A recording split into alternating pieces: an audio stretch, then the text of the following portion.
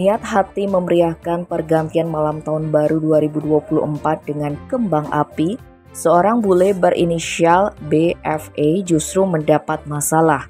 Kembang api yang dinyalakan pria asal Prancis itu menyebabkan kebakaran di Balangan Inn Homestay, Jimbaran, Kuta Selatan, Badung, Minggu 31 Desember.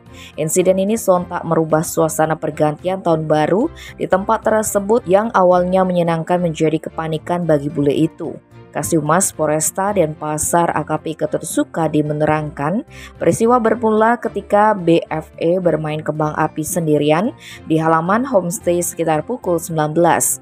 Masalah terjadi ketika letupan kelima kembang api tersebut berbelok ke atap Balai Bengong Homestay tempatnya menginap.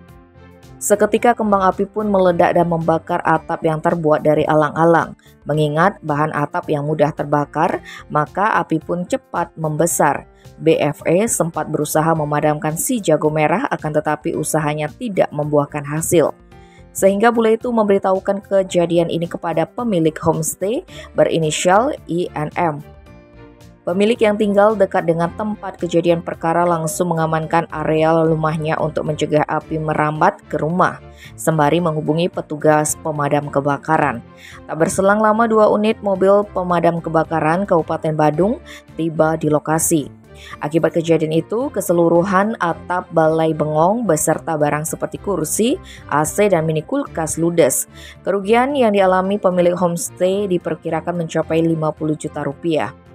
Pasca insiden itu, pemilik dan BFA sepakat menyelesaikan masalah secara kekeluargaan dengan membuat berita acara kesepakatan bersama yang disaksikan oleh unit Reskrim Polsek Kuta Selatan. Tim Bali Express melaporkan.